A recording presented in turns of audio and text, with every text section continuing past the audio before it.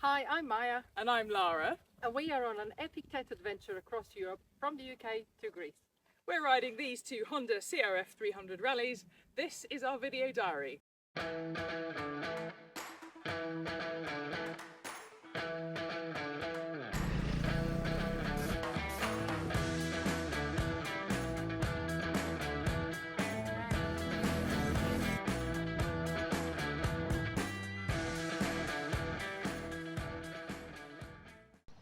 Welcome to a video diary of week 4 of the epic TET adventure across Europe.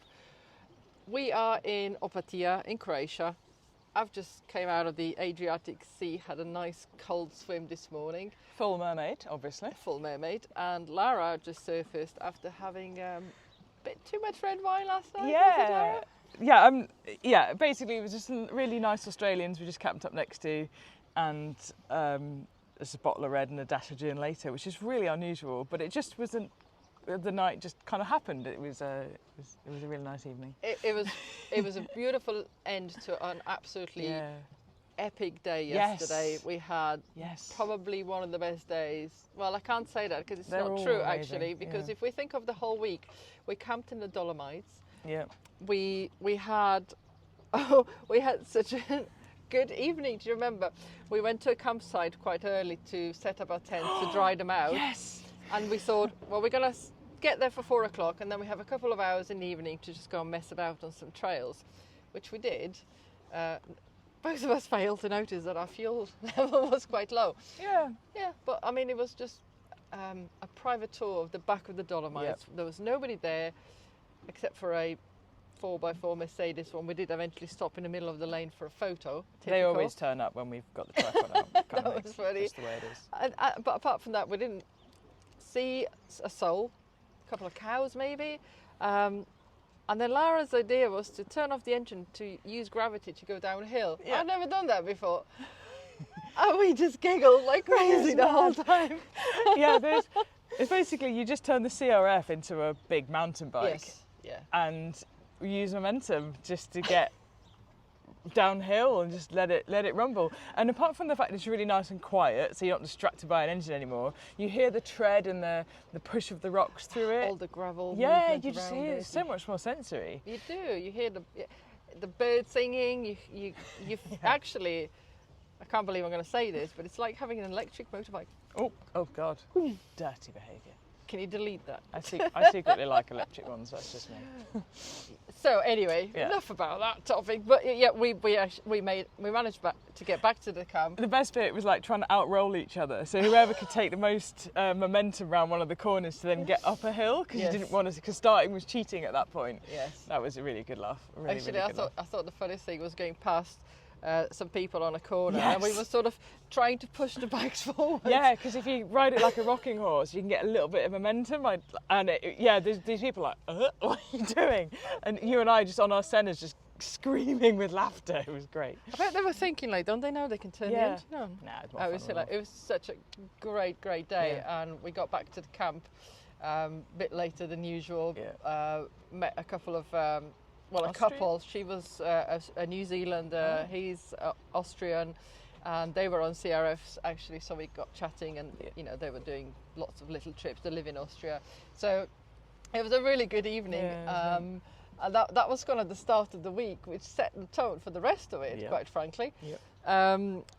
We then arrived we arrived in Slovenia, and it was first proper rainy day. Yeah. So we chose to go to a hotel, which was the best decision ever. In fact, we were pretty tired as well. We were tired, but it was the most comfortable bed of all. Yes, it really was. Damaged the look of the hotel a little bit by hanging our tents out of the balcony to dry and everything. And there was a moment of pause when I read Maja's message like, I've hung my tent out on the balcony, as I was about to do it in the shower like I usually do. And I went, amazing. And then just flung my tent out of my balcony and then heard this thud, thud. I was like, the poles and the pegs. And fortunately, there was a flat roof, but I was just looking at them like there was no way of getting to that flat roof. I was like, probably not going to tell housekeeping because they're going to bring someone and health and safety is going to get involved. Firefighters with a big ladder. With a ladder. There was no way to get to the roof. I was like, it looks sturdy enough, so I just Spider-Maned it out nice and quickly. Spider-Man. Whilst all these people were just having their lovely evening meal, and there's just across Lara the road, climbing. the restaurant, yes.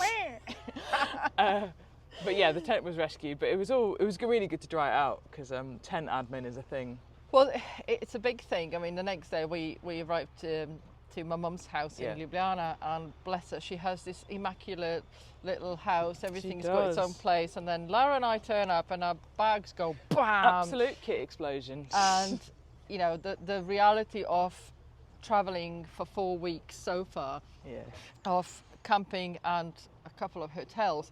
The tents get dirty, they start to get smelly, especially if you have to put them away wet a few times, and then you come to an evening and it dries out, but it's never quite the same. So we both were dismantling, cleaning everything in our tents to stop them from being stinky, washed liners, sleeping bags were out to dry, everything that literally needed maintenance or cleaning in some sort. So my mum's house looked like a gypsy camp for a couple of days. Thanks, Mum. But we spent 3 nights with her, which was fantastic. We had a really good rest. You managed to catch up with bike admin, got new tyres. Very happy, Lara, because... I got to play in their workshop.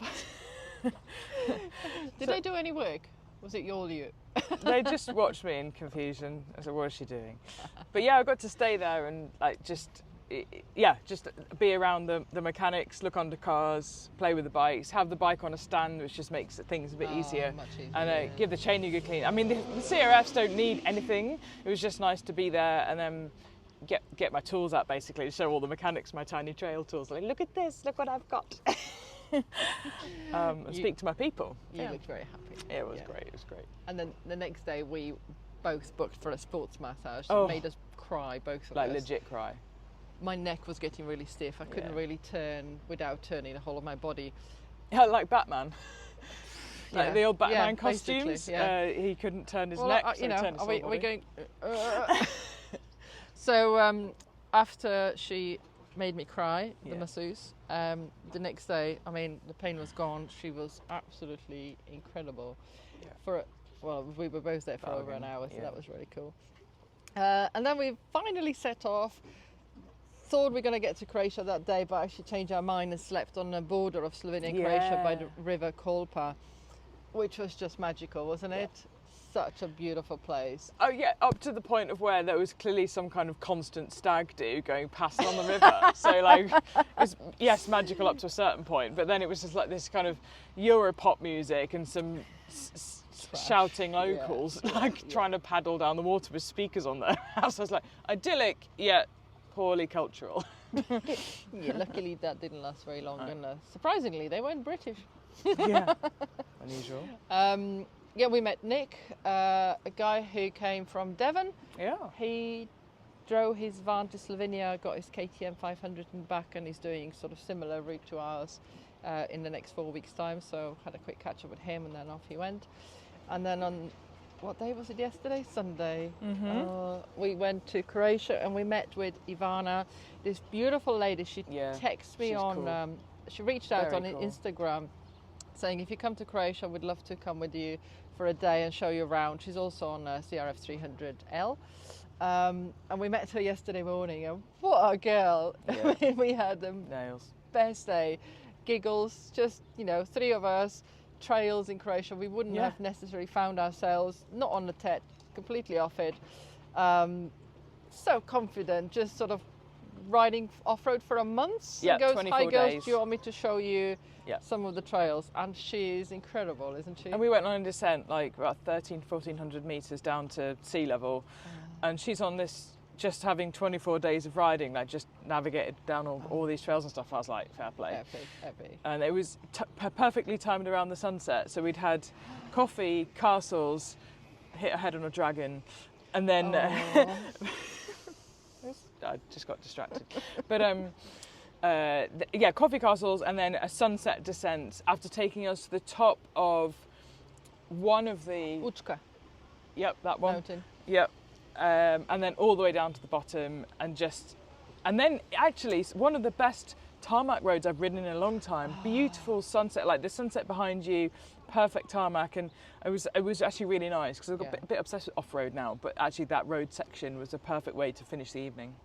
It was, and there was many bikers on there. She did say where we stopped for the sunset, sort of the road juts out from the side of the mountain. There's it's a hotel that is now closed. It's been for a while, but she said all the bikers meet there. They come from the north and they come from the south, and that's their meeting point. So I can see why. It was just beautiful tarmac, nice curves, and the view was epic. And then we got back to the hotel to have one beer with Ivana, and something happened then. Well, I bought some wine for you, and you weren't drinking it because you were on your beers. And then I just carried on drinking the wine, waiting for you to help me, and that didn't happen. I did help. I had a teacup. You had a teacup? I had a teacup full of wine. How did that? And then you had gin and tonic too. And then gin too. Oh, it was hilarious. Yeah. It was the first time I actually saw you properly drunk, so. Okay. And there's no footage of it, don't worry. Okay, well. I promise you. It is what it is, but I know you escorted me to the shower, and I managed to wash myself and tidy my tent and somehow post on Instagram. Basics. Well, I made sure that I could hear you come back to the tent. As if I thought after shower you might sober up a bit, you'll find your tent. You did, and I went back. Then I went to sleep. Thank you very much for looking after me and letting me pull the pin a bit. It was fantastic. But so far, I'm sort of in the nostalgic kind of era at the moment because I remember the names of the places here, and I know my dad used to take me here when I was little. I don't remember any of it.